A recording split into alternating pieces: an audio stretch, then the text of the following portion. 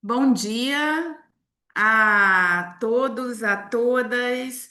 É um prazer reunir aqui hoje, né, uma série de pesquisadores que trabalham em diferentes países, né, do BRICS, para que a gente possa avaliar coletivamente os resultados da última cúpula do BRICS, que foi realizada aqui no Rio de Janeiro, em julho.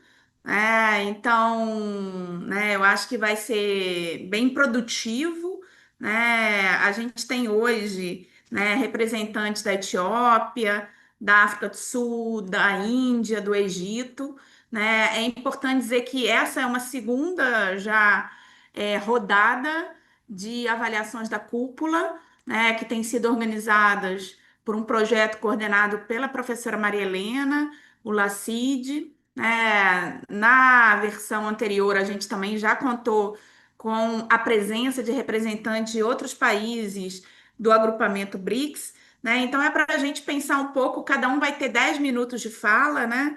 Para a gente pensar um pouco coletivamente, né, esses resultados da cúpula, o que a gente espera da próxima cúpula, né? Quais são as tensões, o fato, né, do agrupamento hoje ter mais membros plenos, o que que isso implica, né? E, sobretudo, diante dessas tensões geopolíticas, né, que estão aí colocadas, né? Então, eu agradeço já muito, muito, muito, né, a presença, né, de todos e todas aqui, e vou então já passar a palavra, né, para representante aqui, né, do Instituto de Foreign Affairs da Etiópia, né, Raimonon Eshtu.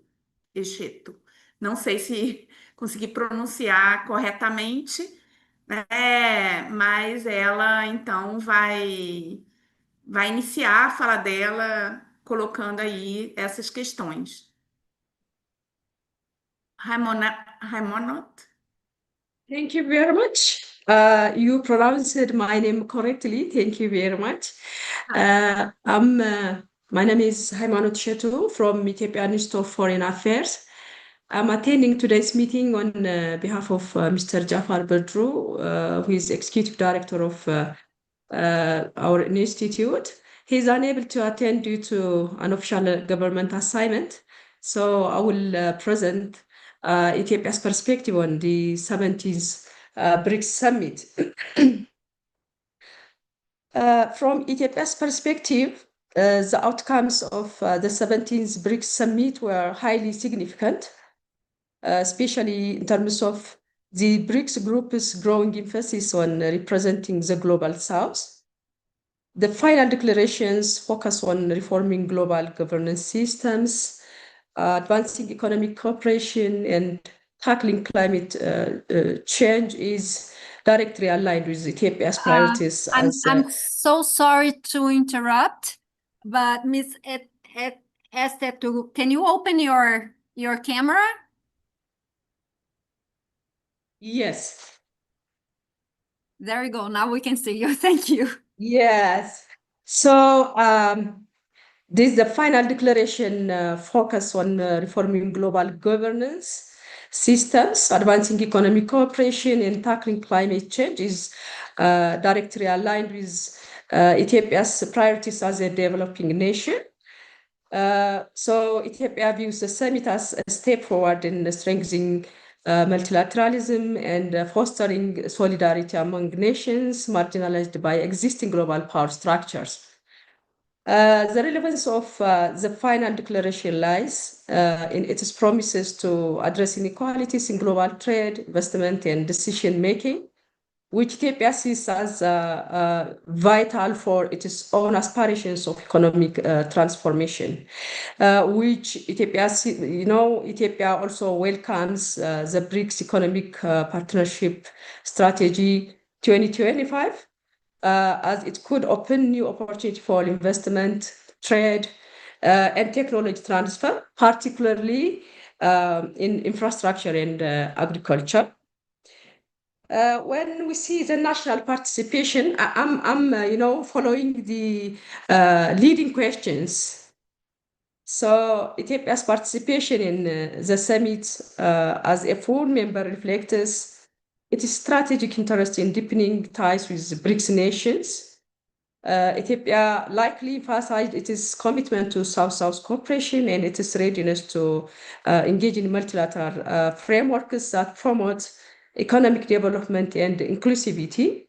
As a nation undergoing rapid economic reform and development, Ethiopia's performance at the summit would have focused on, presenting itself as an emerging partner for investment and collaboration, particularly in areas such as renewable energy, infrastructure, and food security. Ethiopia also likely highlighted its progress in regional stability and its role in Africa's development, aligning itself with BRICS' vision of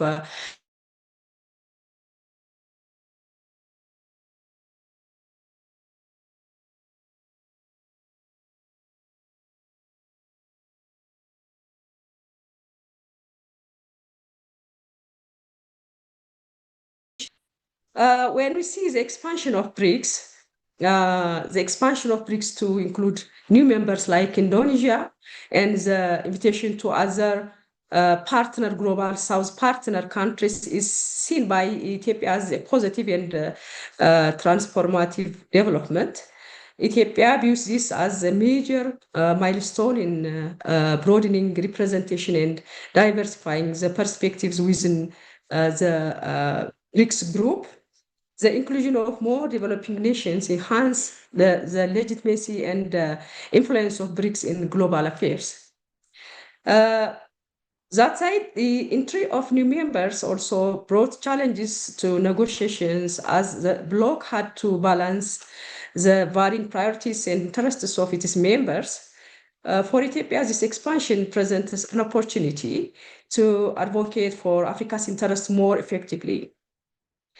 With a greater number of African and developing countries in the BRICS framework, Ethiopia sees the potential for stronger alignment on issues such as debt relief, trade equity, and climate finance.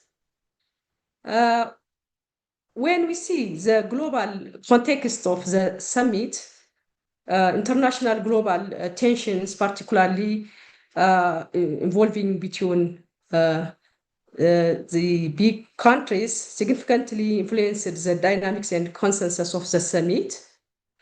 Ethiopia perceives such tensions as both challenge and an opportunity. On the one hand, these rivalries could complicate BRICS' ability to present a unified front. On the other hand, the bloc's focus on reducing dependence on Western-dominated systems aligns with Ethiopia's interest in diversifying its partnerships and reducing vulnerabilities to external pressures. Ethiopia likely views BRICS as a counterbalance to global power imbalances, exacerbating by geopolitical conflicts. The summit's decisions on reforming multilateral institutions and creating alternative financial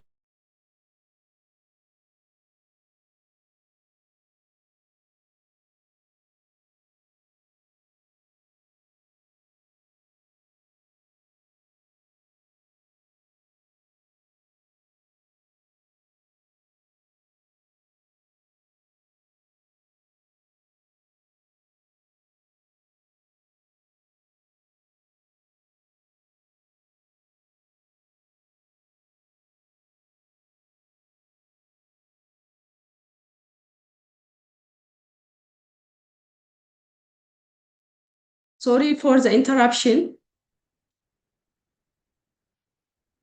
Are you hearing me? Yes. Yeah. So the absence of key leaders such as the Chinese president undoubtedly impacted the summit's dynamics. For Ethiopia, this may have been perceived as a missed opportunity for stronger leadership and direction, given China's pivotal role in driving BRICS agenda. However, thank you to the Brazilian leadership it is ensured that the summit maintained its focuses on expanding membership and advancing key initiatives. From Ethiopia's standpoint, the absence of such leaders underscores the need for more cohesive and consistent leadership with BRICS to achieve these ambitious goals. Ethiopia would advocate for stronger institutional frameworks with BRICS to ensure continuity and effectiveness, regardless of individual leaders' participation. The most important part of the document is about the developments and outlooks. So looking ahead to the next summit in India, Ethiopia anticipates further developments in BRICS efforts to promote South-South cooperation and address global economic challenges. Ethiopia expects from the BRICS group to advance discussions on creating alternative financial systems, such as BRICS payment system, currency swap, and the like, to reduce high reliance on the dollar. Strengthen partnerships in areas like technology transfer, climate resilience, and infrastructure development, which are critical for Ethiopia's growth. Continue expanding its membership to include more African nations, thereby amplifying the continent's voice in the global governance. The recent tariff war initiated by the US adds urgency to BRICS missions of creating a fairer and more inclusive global economic order. For Ethiopia, this presents an opportunity to align itself with BRICS initiatives that promote trade diversification and resilience against external economic shocks. Ethiopia is optimistic about the potential for deeper cooperation within BRICS and beyond, as it seeks to leverage its growing role in Africa and the global south to drive sustainable development and regional integration. In conclusion, Ethiopia views the 17th BRICS Summit as a pivotal moment for advancing the interests of developing nations. The outcomes of the summit align with Ethiopia's priorities of fostering economic growth, reducing global inequalities, and promoting multilateral cooperation. As BRICS continues to expand and evolve, Ethiopia is committed to engage with the bloc to address shared challenges and seize emerging opportunities for development. Thank you for your attention.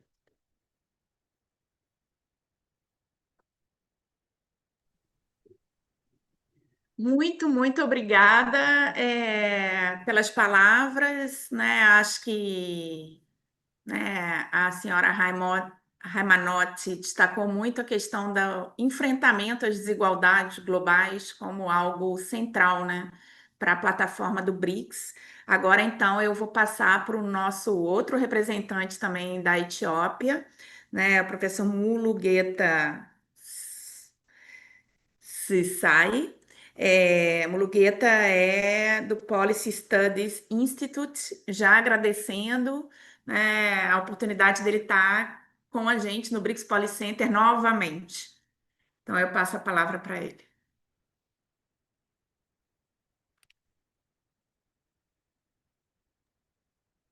Thank you very much, Professor Martha. I assume that in Portuguese, you are inviting me to speak as well. Okay, great. So thank you very much for hosting this important session. And the BRICS Policy Center has been in the forefront in bringing all us together from different parts of the world and in exchanging ideas and views which are pertinent to especially in the integration of new BRICS members, understanding of the BRICS, and as well as in testing some of our ideas and perspectives. And now I should thank you, Martha, and for hosting this conference. Coming to the point is because I'm a researcher, so I'll speak of my mind. Will not be talking about government positions, but will be my reflections on the processes of the BRICS 17 summit and the declaration. So should it be taken as an official statement or a position of my government?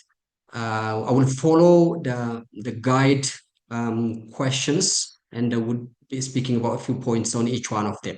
On the first one, I think on the outcomes and the successful outcomes in the declarations, I should start by congratulating Brazil for hosting this successful forum, which were apparently sandwiched between hosting the G20 and then as well as the upcoming COP30, the UNFCCC conferences. It's not an easy job, easy task to coordinate these three high-level international forums in consecutive years, and then see the logistics, the priorities, and then the overstretching of resources and time as well.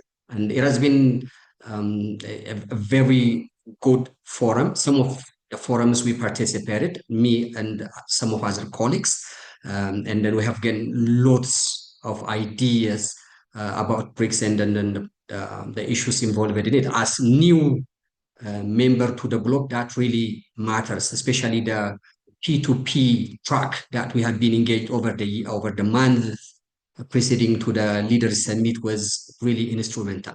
And then Brazil has set a very tough agenda for itself when it's hosted the G17, and that was institutionalization of BRICS. That was one of the agendas Brazil were trying to achieve by institutionalizing. It might mean lots of things in adapting the flexibility and then the more informal nature of BRICS into somehow an adaptive and then formal sort of engagement in different areas. It could be about the presence and the importance of a permanent secretary, or maybe a kind of a flexible sort of secretary, in reforming the term of reference of the BRICS itself, in having a permanent repository, and the likes. So that was a very tough job that Brazil has taken for itself.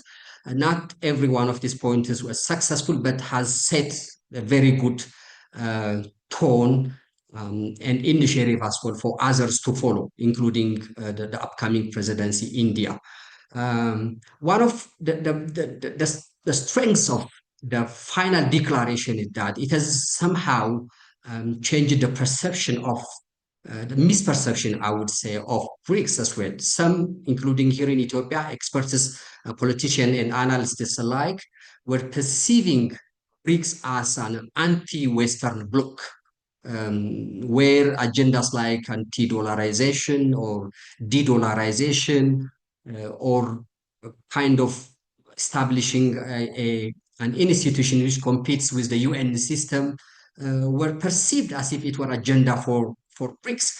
But as we go through the declaration and the forums that we participated, we have seen that BRICS has proven itself that it has more solid agenda than the one I mentioned before. It is voiced, echoed its support to UN-based fair, equitable global governance system, including in the UN Security Council, including in reforming the Bretton Woods institutions and the condemnation of the unilateral trade measures, and then as well as the WTO and WHO-led trade and health systems. So it has shown that it is not that much anti-Western bloc, but it advocates for an equitable global governance and then as well as UN-led institutions.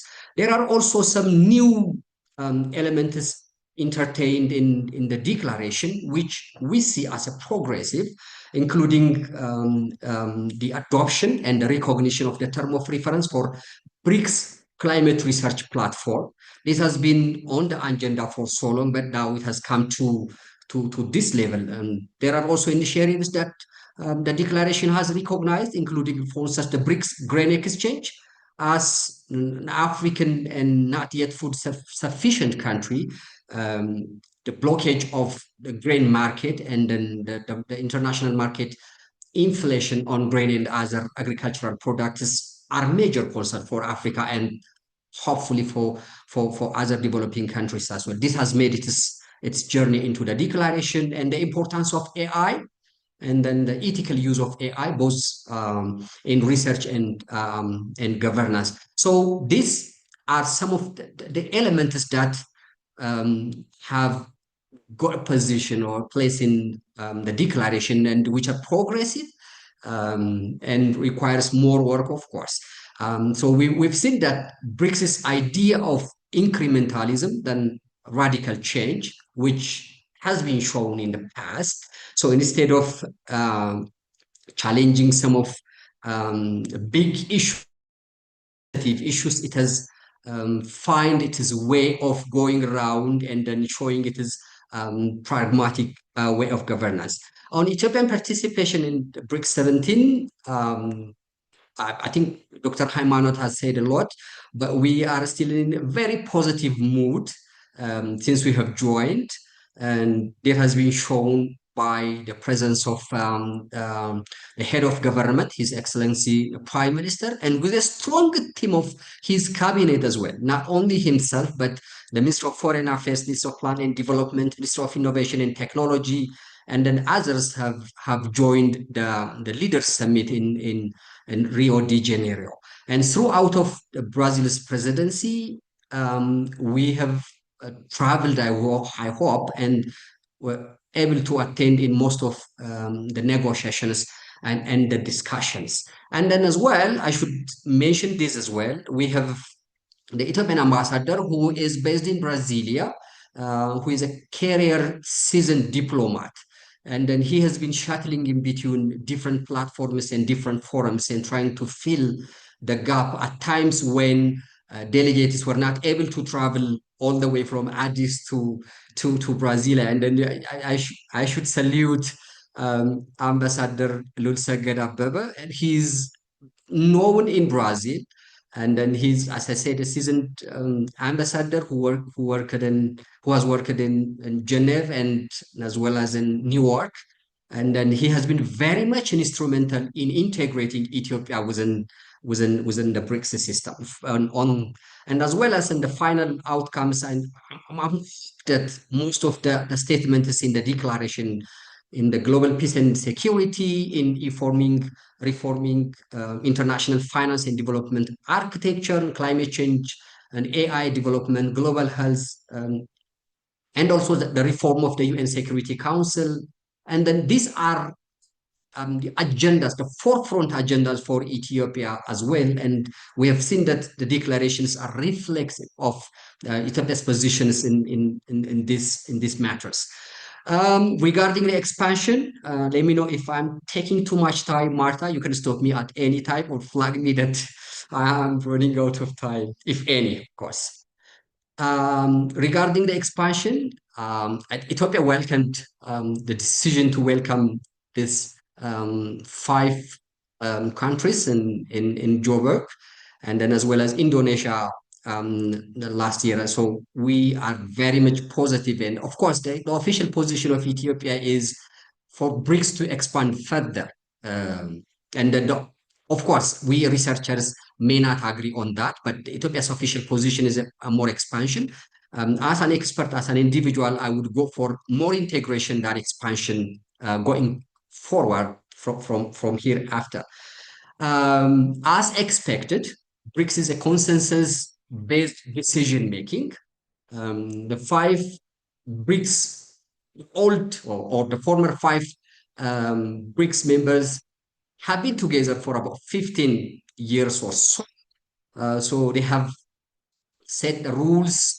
They know their own interests, and they know the interests of others as well. So it might be much easier for them to negotiate and then arrive at a consensus. But the entrant of these 5 new members, and then 5 actually with different interests and priorities, obviously, theoretically, and as well as practically, will slow and then take time in the negotiation process as well. We know that this consensus-based decision-making takes time, takes efforts, and then as well as the final outcome will be watered down somehow, a win-win for all of these the new entrants as well. So we are yet to see its impact in full, but it's going to complicate some of the negotiation and the possibility of arriving at consensus. And then I think we have seen this somewhere in April. I'm not sure why the foreign minister's declaration were delayed in April, but this could be one of the reasons why some of the decisions or some of the declarations were delayed. But it has opened for more voice as well. The coming the new entrants and then you know that like let me give one very specific example about the impact of new members. Some I know that some say that these new members are also in a position to challenge the very established no, thank you for that. The very established declarations, customs that BRICS has made over the years, and because BRICS isn't rule-based, BRICS isn't treaty-based bloc, it is consensus-based. So there is a possibility for new members to bring new ideas into the table. And then you remember that the UN Security Council reform is one of the big agendas in the BRICS. But because of the African position as included in the Slovenia Consensus and Sirte Declaration, Egypt and as well as Ethiopia has decided not to name any country from Africa to be a permanent member to the UN Security Council. This is one of I think the new ideas that have been entertained into it. I have only a few minutes, so I'll jump into the last few points. Looking forward, I think, and in India, will expect some of these initiatives to be concretized and then move forward. And because Trump 2.0 was much unpredictable last year and this year partly, but now we have got a very good sense of what Trump would do and wouldn't do. So I don't think Trump and his ideas will overshadow the meetings that we expect to be in India, and also the declarations won't be giving that much emphasis to those kind of ideas in India. And then I will also expect the institutionalization agenda of BRICS to be further concretized and more integration of the new BRICS members in its different platforms. Now I will stop here, Marta. Thank you very much.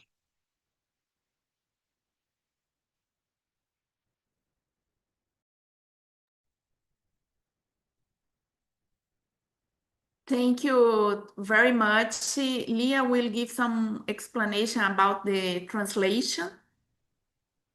Hello, everyone. I'm going to start speaking English so that all the participants here can understand. Mulugeta, if you see at the bottom of your Zoom platform, you see a global called interpretation. So if you want to hear anything in Portuguese, you just need to click in there, and that goes for Noham. How do I say your name? Welcome. We haven't seen you yet. So that's the same for you, okay? I already did it. Thank you so much. Okay, great. I'm sorry, didn't have time to speak before. E para a audiência que está aqui, só para lembrar que tem um globinho ali embaixo, caso vocês queiram ouvir em português, tá bom? Marta, the floor is yours. Ok, muito obrigada, Lia. Então, muito obrigada, Mulagueta, por estar aqui com a gente, com o BRICS Policenter novamente. Né? A gente se encontrou durante o Fórum Acadêmico do BRICS e depois aqui em atividade no BRICS Policenter. E acho que você destacou pontos muito importantes, o desafio brasileiro de sediar 3 eventos em seguida, o G20, a cúpula do BRICS e agora, né, em novembro, a gente vai sediar em Belém, né, a COP30, inclusive teve toda essa preocupação por parte, né, do Brasil de fazer esse vínculo entre a cúpula do BRICS, né, na declaração final, inclusive tendo uma declaração anexa específica sobre financiamento climático para fazer essa ponte com a COP30, né, e também esse destaque para uma agenda, né, que não era anti-ocidental, como de uma forma geral a mídia destacou, mas a preocupação do Brasil em fazer uma agenda, em, né, costurar com outros países uma agenda positiva, né, voltada para a democratização do processo de governança global. Né? Então, obrigada pelas palavras. Agora, então, eu passo a palavra já agradecendo muito para Nohan Euschek, não sei se pronunciei direito, professora da Cairo University. Então, a gente também tem uma representante aí do Egito com a gente. Obrigada pela participação. Let me first of all thank you, Marta, and thank you so much for your center for interested in BRICS and giving that communication and the network for academics and research centers is very actually important. So thank you so much for you and for the center for hosting such a very important meeting. And I'm so pleased to be with all our colleagues. Actually, Egypt is highly interested in BRICS from early beginning, and we asked for the membership of BRICS very early. I think 2013 or so. We start to move toward membership, and we were waiting for the moment to have the membership. BRICS, from my point of view, is not just an economic group, but actually it is like a worldwide movement, and particularly the global South movement that expressed ambitions and hopes for more fair, more just world order, not only economically but politically as well, because you know that the economic world order is affecting that much the world order as a whole, politically and strategically. Actually, what United States did long ago, since 40s, when it initiated what we called Bretton Woods economic world order, it was only serving the United States interests, nobody else. Okay, with all its tools, if we are talking about World Bank, IMF, SWIFT system, all that was serving only the United States, as well as also adopting dollar as the only currency of the whole world. And by the way, it wasn't the case before Bretton Woods. Before Bretton Woods, all currencies were available and adopted, and it was more multiplier and multi-power or multipolar economic world order, as well as it was also a political one. So I think BRICS is very important. It is like the driving force toward more just, more fair economic order that serve the whole countries, particularly the global South countries as well. I think it is not very important to also to mention that BRICS is not against the United States or against the Western system.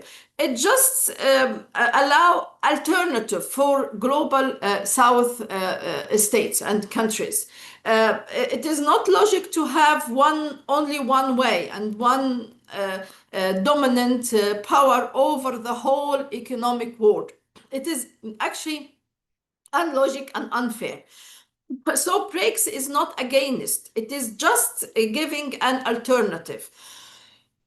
Particularly those countries that been harmed by the US, sanction. Look to Venezuela, to Iran, to Russia, many countries under United States sanctions. Many countries find themselves out of SWIFT system, cannot deal, cannot trade. I'm really sorry. So it is not against the United States, but it gives alternatives to global South countries and all countries that it is, by way or another, harmed from the American domination. This is important because President Trump usually trying to make BRICS as its enemy, and usually from time to time is threatening BRICS countries and BRICS world. I think the United States has not that much to do with against BRICS. BRICS is very strong group, very strong movement. Now all, I think, global South and or at least most of global South countries interested in BRICS, pushing forward BRICS. Egypt, one of them. Egypt long ago established the non-alignment movement and always participated in such global movement toward more independence, more sovereignty, both economically and strategically. So that's why Egypt is very interested. Let me maybe, and I want to share that with you, what we need to push forward BRICS.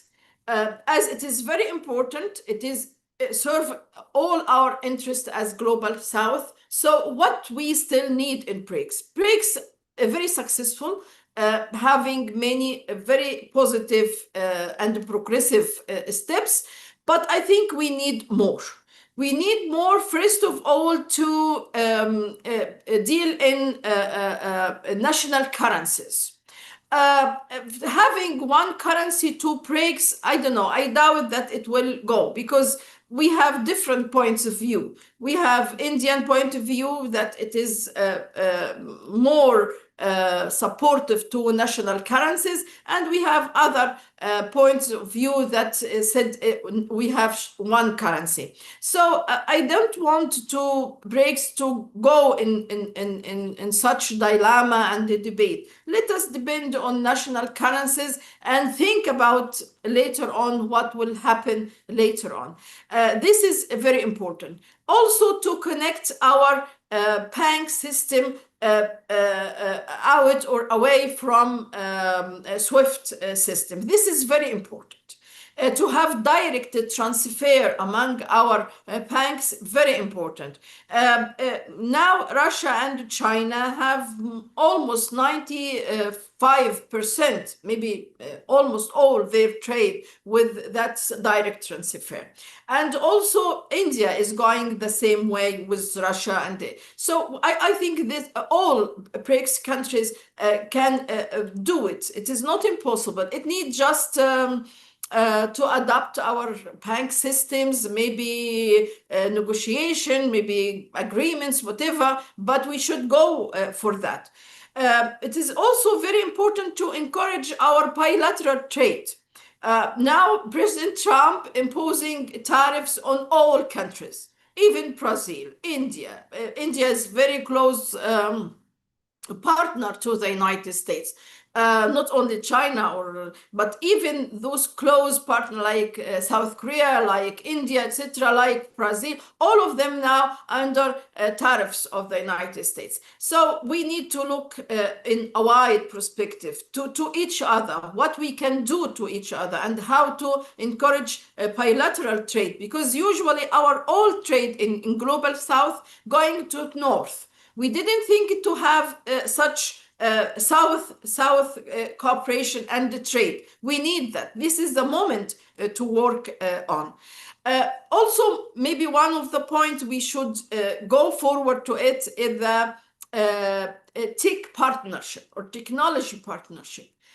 Some BRICS members like China, of course, Russia, India, they have much more progress in AI and in technology.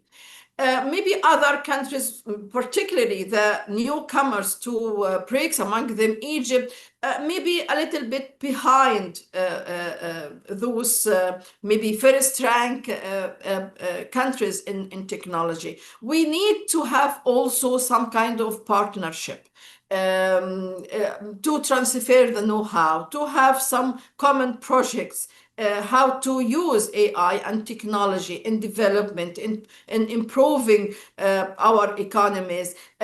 Also, digitalization of economy. I think we need more and more help from those countries to help us in digitalization our economy. To reach what we can call it technology sovereignty or technology independence, away from also the dominant of the West. This is very important because it is the future. The future is technology, is AI, and we cannot in BRICS have or moving on one leg and the other one is not that much progressive. We should go together, all together, the whole 10 members, and the one who are now advanced in that field should help the others and find a way to have some kind of technological sphere for whole BRICS countries. I think those are the very needed steps to be taken. I'm so optimistic of BRICS, and I deeply believe that BRICS will lead the world economy. It is now a very important player. It is counting in the balance of economic power worldwide, and I think in very, very near future, it will lead the world economy toward a more justice, a more fair and more balanced economic balance and economic system, away from the dominating of the United States and Western countries, and in favor to the global South. Thank you again, Marta, and wish you and your center all luck. Thank you.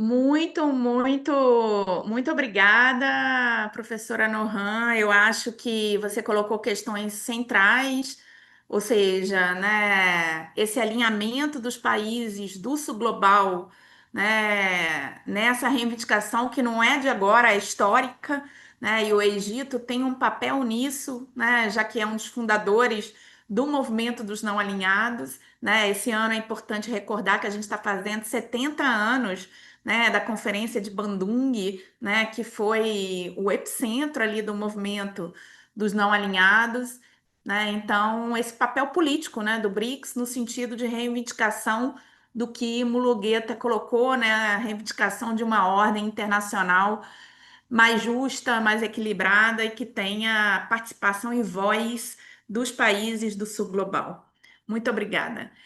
Agora, então, eu vou passar a palavra, né, para a nossa próxima convidada, já agradecendo muito, que é a professora Ravni Thakur, né, também, né, uma parceira já de longa data do BRICS Policy Center. Ela é do Department of East Asian Studies, né? Então eu passo a palavra para a professora aqui representando, portanto, a Índia. Marta, I believe Havni did not join us, so I think now is Steve from Saya. Ah, porque ela tinha entrado, né? Eu tinha visto ela em algum. Yeah, she might be ela talvez esteja com algum Eu problema acho de que ela tinha conexão. entrado Vamos e caiu. Tá passar, bom. tá? Então, tá. Então agora eu acho que ela teve um problema de conexão. Então eu vou passar a palavra para o Steven Bruce, que é, né, do SAIA, o South African Institute of International Affairs, já agradecendo muito também a presença, né, do nosso colega aqui, Steven.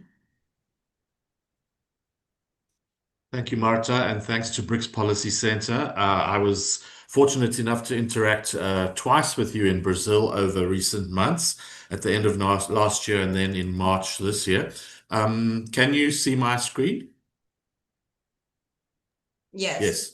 Okay. So I'm going to talk a little bit. Let me also just put my timer on so that I'm in time. South Africa is a strong and enthusiastic supporter of the BRICS. I would say it's one of its favorite international organizations or arrangements to be part of.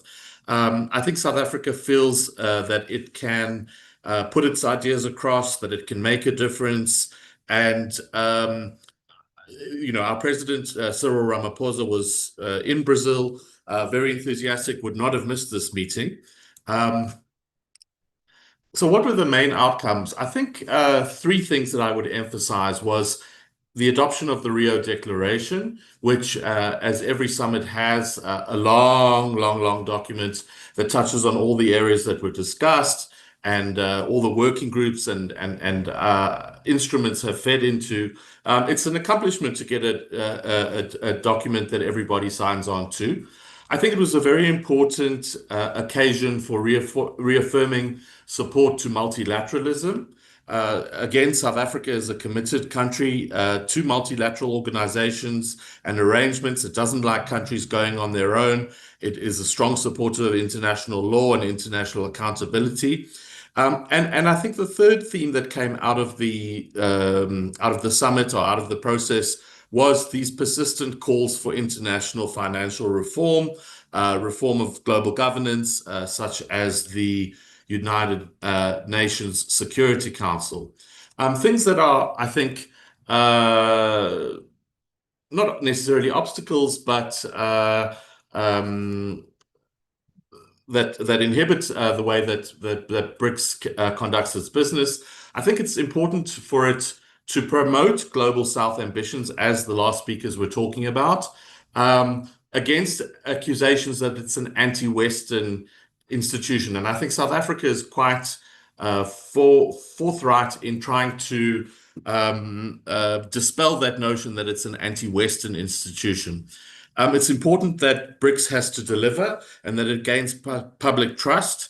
The BRICS Development Bank, the new development bank, which has been around since 2015, is a tangible outcome of the BRICS process, and South Africa is certainly one of the countries that has benefited from loans from the new development bank. It's not at all the size of the World Bank or the IMF. It can't compete at that level, but for what it's able to do, it certainly has made a difference in the BRICS member countries.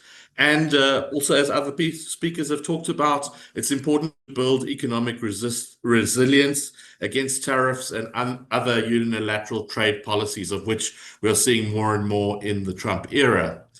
What are the sort of 5 things that I would say that Pretoria or South Africa has prioritized in this BRICS cycle? One, very importantly, is the unified global South leadership, that BRICS becomes a premier forum for the global South, for South-South cooperation. Another is in securing global health funding. We're worried not only about the last pandemic, but very much having our eye on what the next pandemic is going to do. South Africa was instrumental in getting a strong African response to COVID-19, although there were unfortunately thousands and thousands of deaths. With South Africa's coordination, I think it made the situation better than it would have been otherwise. The climate issue is still very important, and South Africa demands more climate finance, more transparent climate finance, and faster climate finance for developing countries. It's a strong supporter of the reform of multilateral institutions, as has been mentioned, and sees BRICS as a fairer global model. But BRICS is growing, and certainly it now accounts for about 40% of global output measured by purchasing power parity and 44% of the world's population.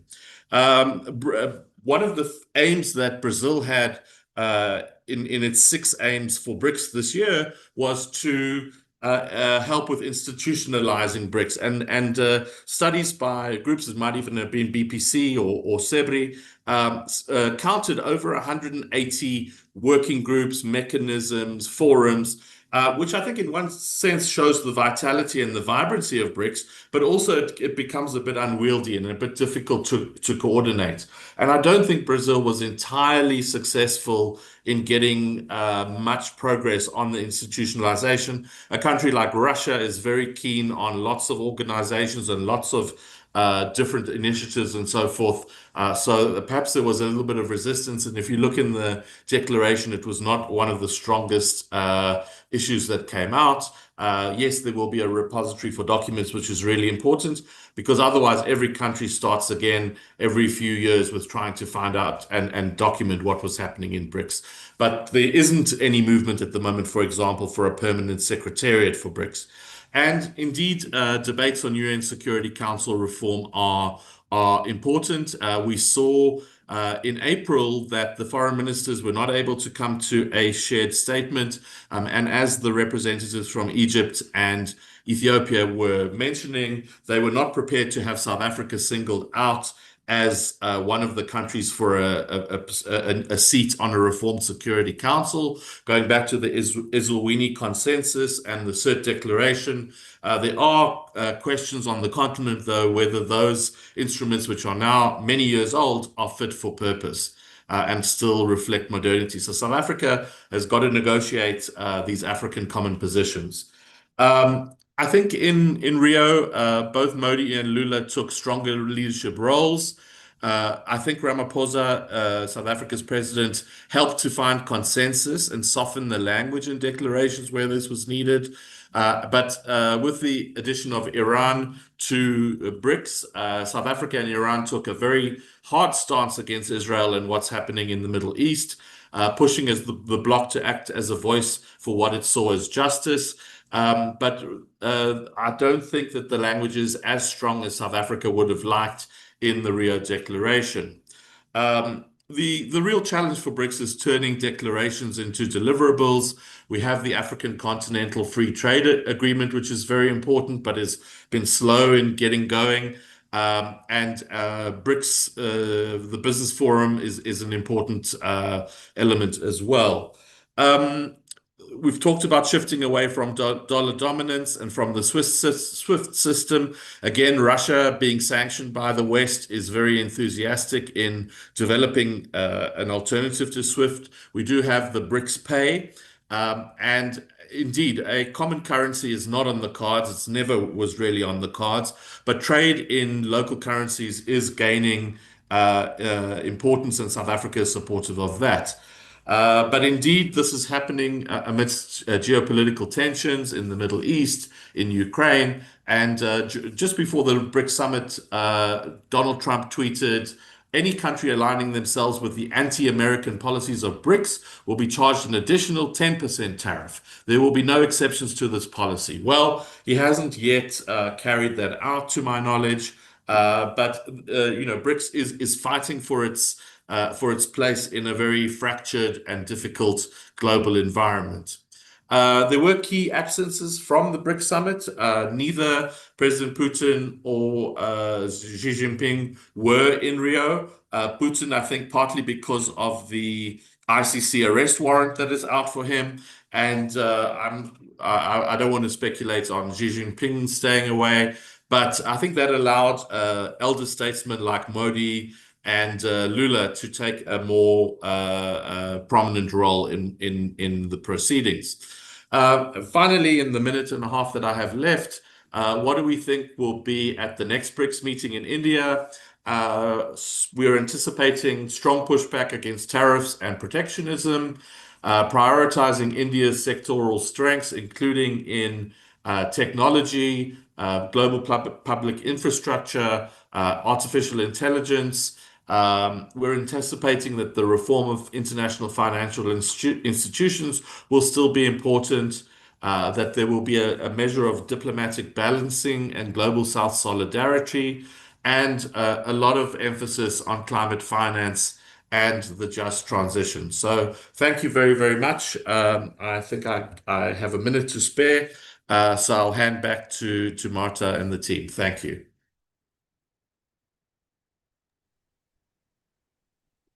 Muito obrigada, Steven. Steven também já participou de eventos do BRICS Poly Center.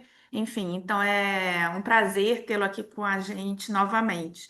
Né, eu acho que tem algo, né, que Steven colocou que é importante, porque, né, em termos de resultado da cúpula, a gente não pode ver apenas a declaração final, já que ela foi acompanhada por três declarações temáticas, né? Tanto, né, de relacionada à saúde global, o enfrentamento às doenças socialmente determinadas, no qual, como o Steven colocou, a África, né, tem um papel, né, e a África do Sul, particularmente, também um papel muito importante, mas também de governança da inteligência artificial, né, e financiamento climático. E acho que tem, né, uma questão importante também, que a África do Sul está sediando agora o G20, né, que vai acontecer, né, esse ano, em novembro. Então, né, também pensar um pouco, né, e aí queria também escutar um pouco do Steven sobre a articulação dessas agendas, né, como é possível articular a agenda do BRICS com a agenda do G20, porque em geral, né, o G7 chega muito articulado nesses espaços, né, e a gente muitas vezes chega um pouco mais fragmentado. E acho que de uma forma mais geral também escutar um ponto que ele traz, que é a questão da institucionalização, né, que foi muito focalizada pelo Brasil, né, era uma agenda importante em termos de conferir ao BRICS, né, um caráter mais permanente, né, a própria questão do site, né, que ainda fica hoje com as presidências temporárias, né, critérios, né, ainda que mais gerais para adesão de membros, etc., né, como que isso de alguma forma ficou num segundo plano. É claro que a gente tinha um cenário internacional bem polarizado, bem tenso, né? A cúpula se deu pouco tempo depois do ataque ao Irã, então tinha a ausência do Xi Jinping aqui no Brasil, né? Então quem, né, dos palestrantes aí, né, tiver algo, né, a comentar sobre esse processo de institucionalização do BRICS, o que que pensa. E a gente tem também, né, uma pergunta da Maria Helena, né, que coordena justamente esse processo aqui, esse debate, né, esse webinário, que é, no meio da incerteza da conjuntura atual, quais as expectativas para a agenda que a Índia vai trazer na próxima presidência do BRICS? Ou seja, né, diante desse, né, governo Trump, né, com essa agenda negacionista e todas as tensões, o que que a gente pode. E as tarifas, né, que foram muito também enfatizadas aqui no nosso debate, né, o que que a gente pode esperar da próxima cúpula da Índia. Né? Então, um pouco isso, né? O que que vocês pensam desse processo de institucionalização e o que esperar da próxima cúpula? Né? Eu vou dar 5 minutos para cada um de vocês tecer alguns comentários e também, se quiserem falar de outras questões que não tiveram oportunidade de falar durante a fala de vocês. Acho que a gente pode, né, seguir, de repente, a mesma ordem. É, não sei. Sim. Então, começar aí pela senhora Raimonot Estu, se quiser tecer algumas considerações finais sobre essas questões. Não sei se ela. Sim.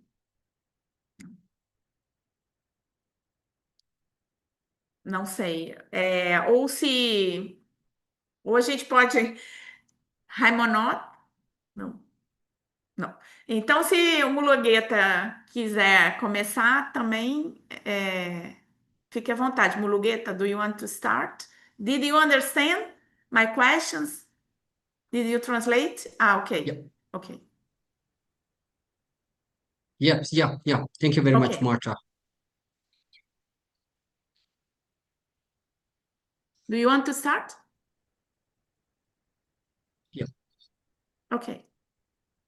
Okay. Thank you very much, Marta, for those questions. So on what to expect from India in the upcoming 2026 BRICS presidency, and then as well as on some reflections on I would say some of the trade war launched by Trump.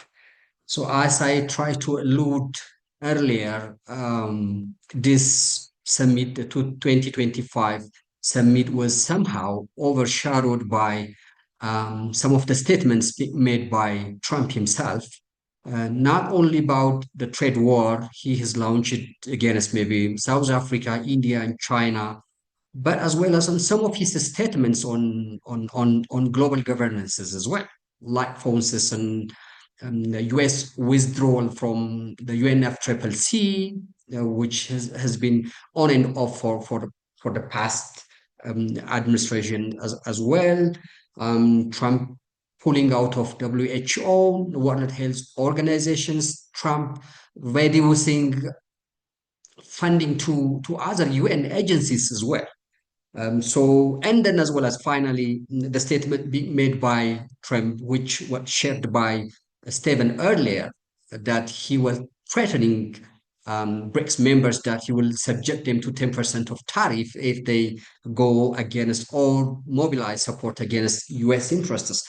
So when you see some of the statement is being made over the year in by Trump, and then as well as compare it with the declarations, and you could somehow see that the declaration and then some of the statements from the the Brazil presidency make sure not to ignite further war and not to add oil into the fire, already boiling point is, and not to hunger Trump and then force him to make other measures as well.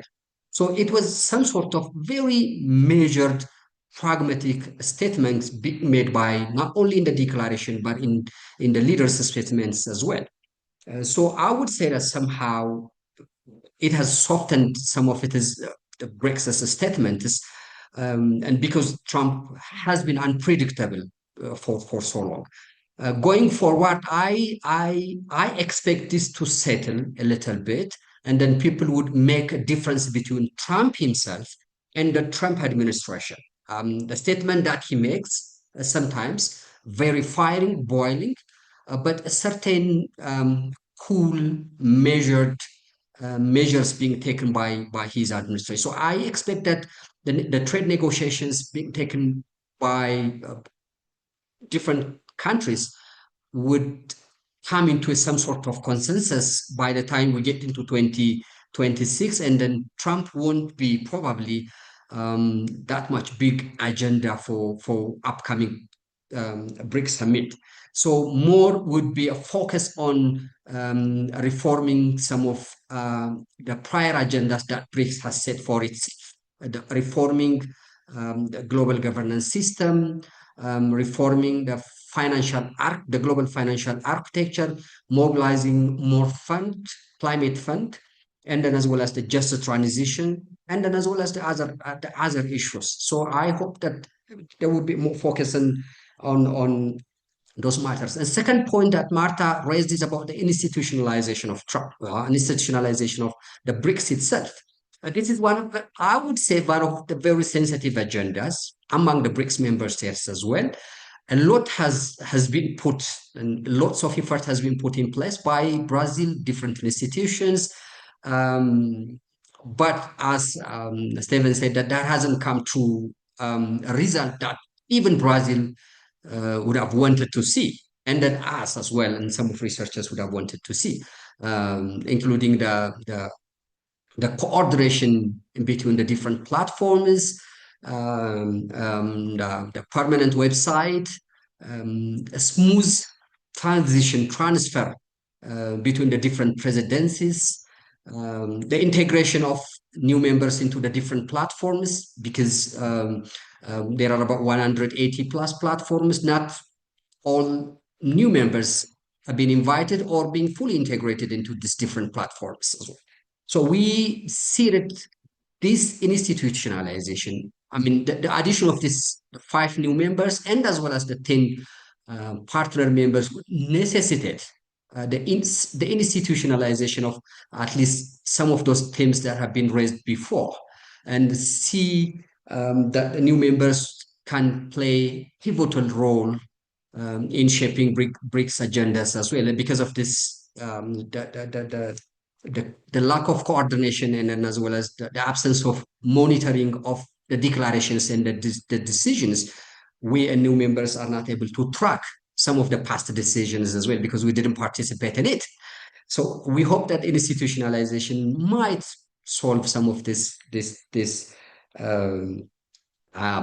pointers and as well allow us to play more pivotal role in shaping agendas as well.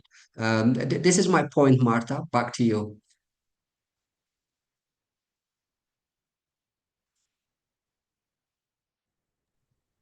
Muito, muito obrigada. Não sei se professora Nor Urhan gostaria de falar? Ou Steven? Sure, I'm happy to jump in. Thank you. When we were in Brazil doing some work in March, we got the impression that BRICS was maybe the baby brother or the nephew of the two big processes that Brazil has been involved in G20 the year before and COP at the end of the year. So although often it's the same or very similar people that are involved. So I think there is some continuity there. There's definitely some learning. South Africa is definitely using, I think the handover from Brazil to South Africa was very successful. There have been very good contacts made between civil society, between government officials. So I think that's a positive. I think that indeed Trump somewhat overshadowed BRICS, but it is also created a bit more moderate voices in the BRICS. But yes, I think it's as Mulugeta was saying, I think there is need for institutionalization. I put in the chat 2 papers that we've recently published on BRICS as an organization. The first one was particularly straight after the Brazil summit, so it took in insights from that by a couple of my colleagues, and I think they'll be interesting reading. Yes, it's. I think there's so much enthusiasm for BRICS from within the membership that it almost has to sometimes be held back, that it doesn't run too fast, that it doesn't leave the new countries scrambling or feeling like they're not part of the whole process. And so just like institutions like the European Union, when it expanded, would then have a period of consolidation. I think that's important for BRICS as well. And we saw this already. In Johannesburg in 2023, there was a little bit of panic that so many new countries wanted to join. I believe over 40 countries either expressed interest or made concrete steps to become part of BRICS. But when the summit was in Russia, in Kazan last year, we saw quite a lot of resistance to bringing in new full members. And so we had this strange category of partners. Nobody really knows what they're going to do and how that's going to differ from main membership. That was a little bit hastily done. Yes, and I think for South Africa, definitely very excited about G20, working hard, lots of meetings going on, all sorts of working groups and so on. So I think there will be some continuity between the issues that are important to BRICS appearing in the G20. Many people have said this is the 4th developing country G20 in a row: Indonesia, India, Brazil, South Africa. So there is some continuity of the voice of the Global South. But I think also we have to recognize and appreciate that the US is next to take over G20. Trump has already said he wants to do it at one of his resorts. So is he going to be making personal money out of all of these delegates? The US and South Africa don't have the best relations at the moment. There is the trade war. There is a lot of diplomatic tension between the countries, and Trump has in a way punished South Africa by not sending his top officials to the foreign ministers meeting. So Rubio didn't come to that. Besant didn't come to the finance ministers meeting. And so in some ways, and Trump has said he's not going to be coming in November. So in some ways, it's spoiling the glory of hosting BRICS, hosting G20. But in other ways, it's just we have to press on. And there's been a lot of support for South Africa from the other G20 members. I know we're talking about BRICS today, but they're all part of the same family. Thanks, I'll stop there.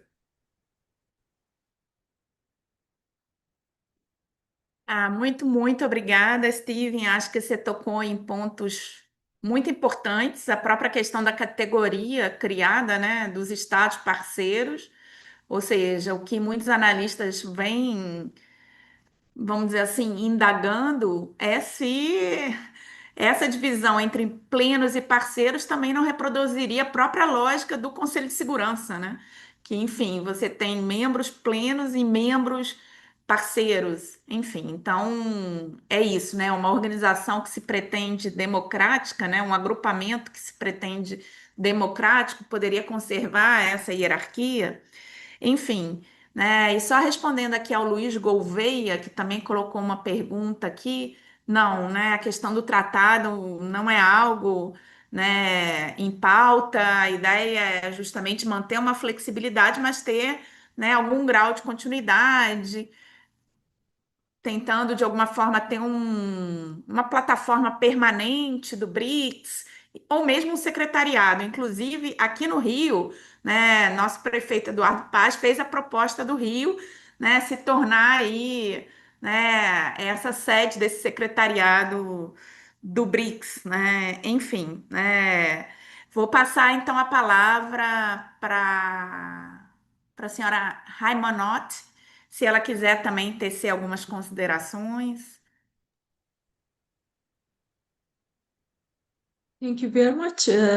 To add just a few points, as we all understand, the tariff war is a threat for BRICS member countries, but we can also take it as an opportunity, because it will give us the opportunity to look inside our, strengths of relationship.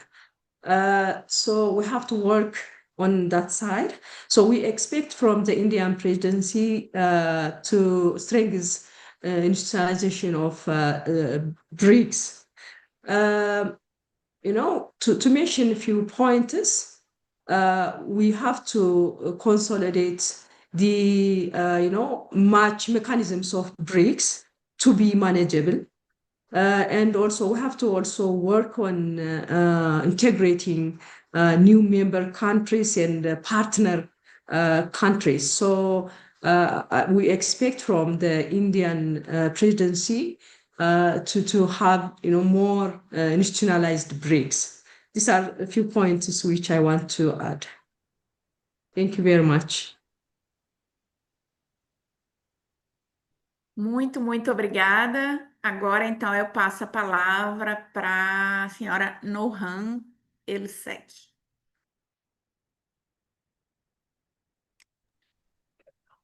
Thank you, Marta, again, and I really enjoyed the speech of Stephen and other colleagues.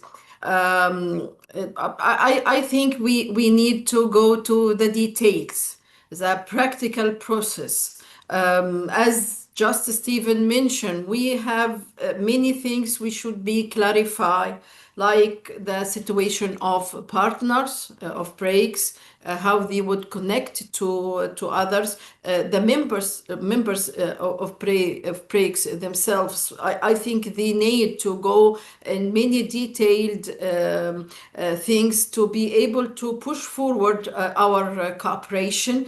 And I think the summits, either in Brazil or the upcoming summit in India, would facilitate that.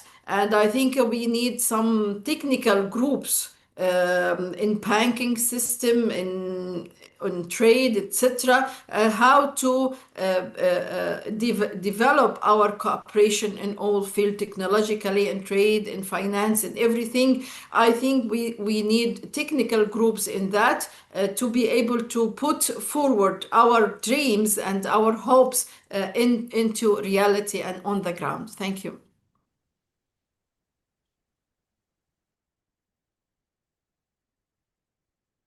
Ótimo, muito obrigada. A gente está finalizando, mas tem uma última questão aqui, que aí eu vou deixar vocês à vontade, quem quiser responder, ótimo, né? Porque a gente tem o teto, limite máximo até meio-dia e meio, aqui, horário Brasil, né? É uma pergunta do Daniel sobre a questão da declaração marco sobre financiamento climático.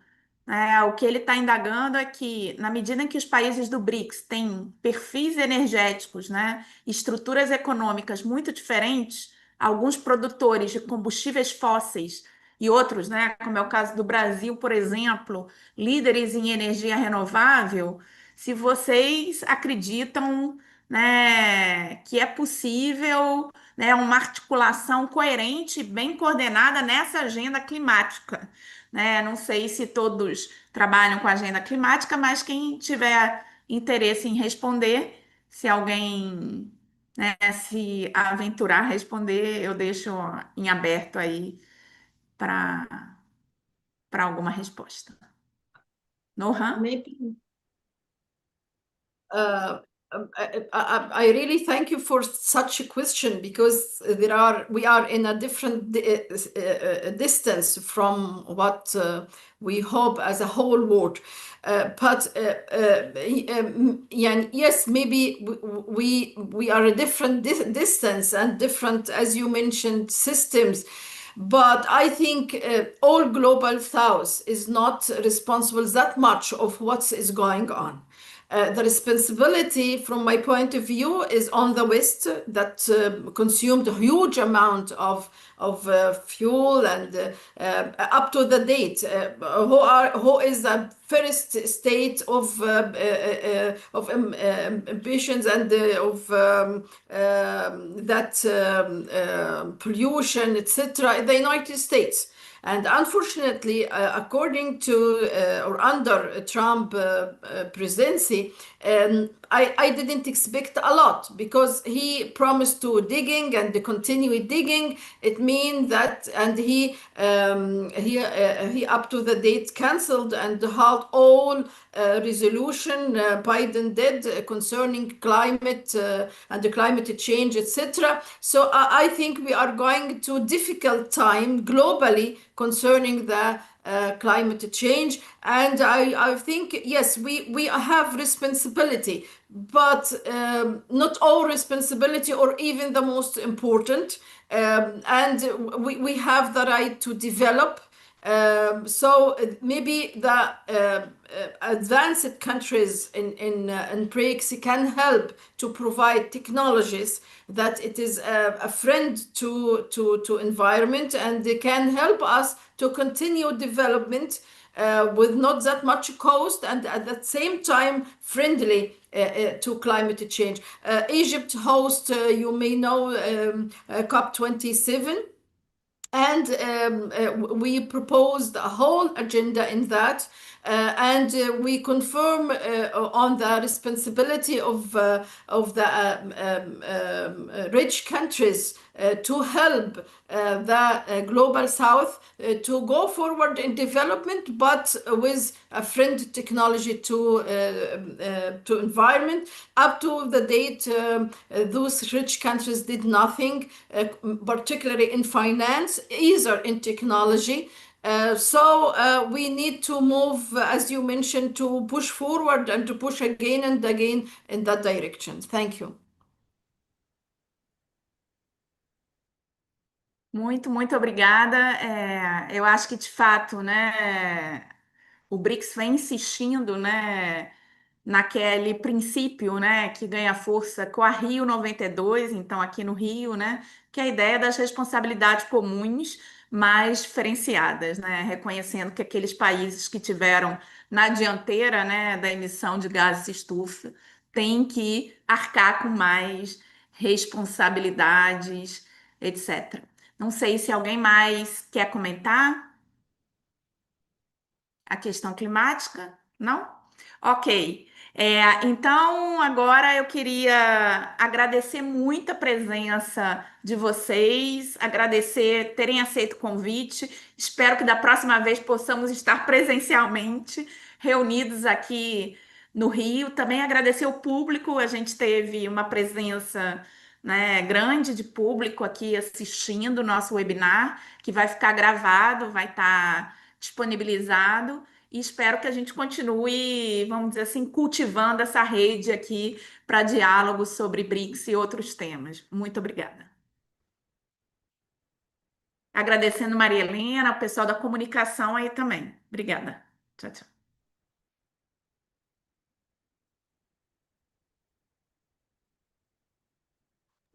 Thank you.